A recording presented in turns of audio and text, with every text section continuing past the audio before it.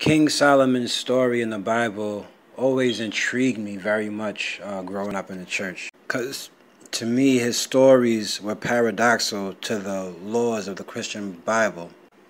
You know, he asked God for great wisdom, and when God gave him this wisdom, he had power over all the angels. He had an army of demons. He had knowledge of magic. You know what I'm saying?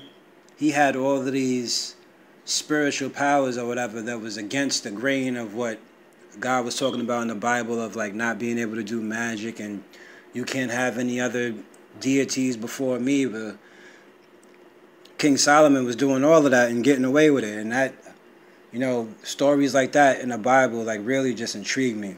You know, why was King Solomon allowed to have all this wisdom and know all this magic and nobody else could?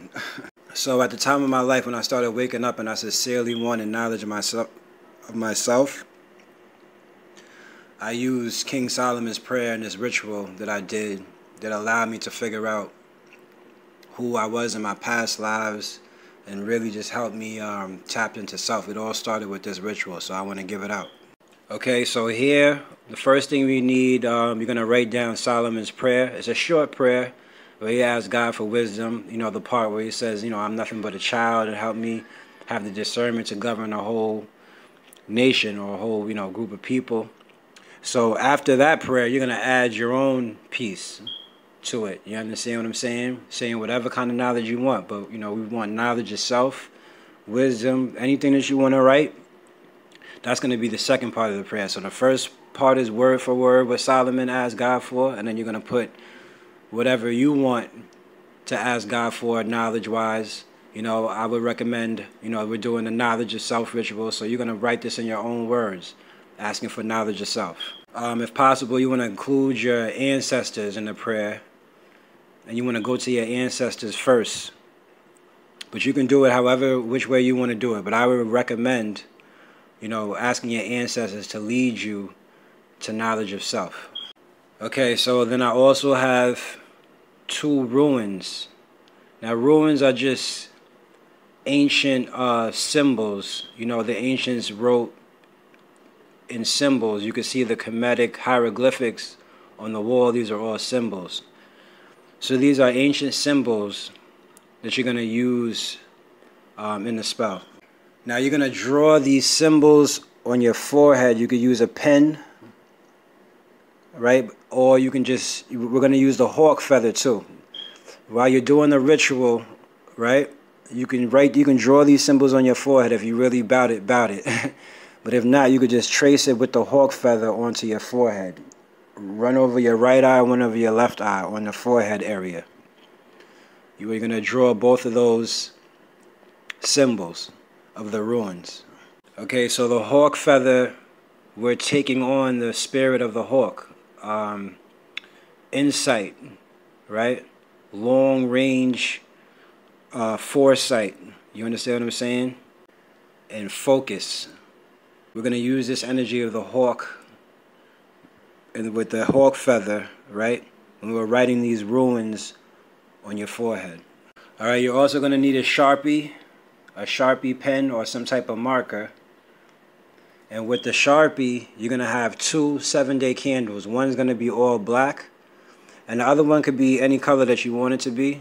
You know what I'm saying? You can go white, but it can be any color that you want it to be. But one has to be all black, because we're dealing with the subconscious mind and the unknown. You're going to draw with that Sharpie pen over the glass. Now with the 7-day candles, you need to wash them off. Right, wash the outside of the glass. Try to take that sticker off on the bottom. Try to wash them off. Make sure they're clean. All right. After you do that, you're gonna write out whatever you want to write out on these 7-day candles. All right. Knowledge of self ritual. You can draw the ruins on there. You can write out whatever your prayer. All right. You're gonna write down things that are gonna help you focus on knowledge of self on both candles. All right, you could do this however, use your imagination, be creative, and do it however you want to do it. Try to include the ruins and some aspects of knowledge of self in words. I would also advise adding some type of magical oil inside the candle. I use Neptune oil. You can get any type of oil. Again, be creative. You can use rose water. You can put sugar in there. You know, anything that symbolizes knowledge of self to you, that's in a powder form or something like that, a liquid form, whatever symbolizes that, you're going to put a little bit of that inside the 7-day candle. Okay? Okay, so at the time, I asked Obatala to assist me with this ritual. Any deity that you want to include, that you want to ask to help you, you can include a deity. Me, I chose Obatala at the time. I was into the Orishas, and I chose him to guide me to that information. All right? Also, you want to make sure you leave offerings for your ancestors and any deity that you choose to work with. You actually see, if you read the whole story, that Solomon got the wisdom. Solomon ended up getting the wisdom because I think he burnt like 70 offerings to God. And then God was like, yo, what do you want? He was just like, yo, I want wisdom. So just make sure you give an offering to your ancestors and to any deity that you choose to work with. So now you have all the materials that you need, all right? Now, I was dealing with Obatala, so I also wore all white when I did the ritual as well, okay? So now, find a sacred space, find a little space where you're not going to be disturbed in your crib, outside, whatever you got to do. You've got your 2 candles with everything written all over them. You're going to light your 2 candles. You open the Bible if you got it written down or whatever, on some paper, have the paper in front of you. You're going to read out the prayer as many times as you want to read it out. I would recommend 3, but if you want to go 20, if you want to go 30, you want to read it 40 times, you read it as many times as you want to. Then after that, you're going to draw those runes on your head. Trace the runes on your head with the feather. And then you could try to meditate or try to sit in front of those candles and just visualize yourself having knowledge of self.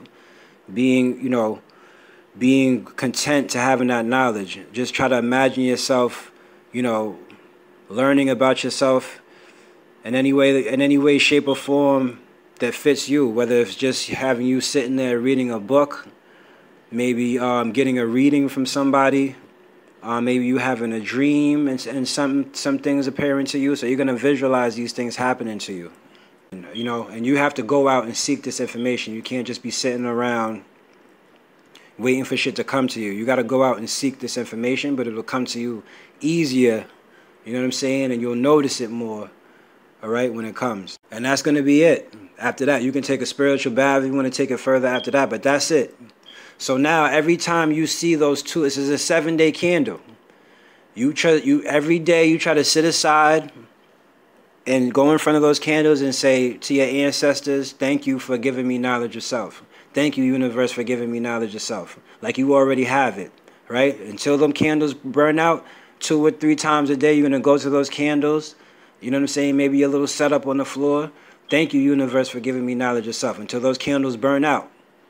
Once the candles burn out, you're going to dispose of them in some dark place, all right? So you'll break the candles. You might have to take a hammer, break the glass.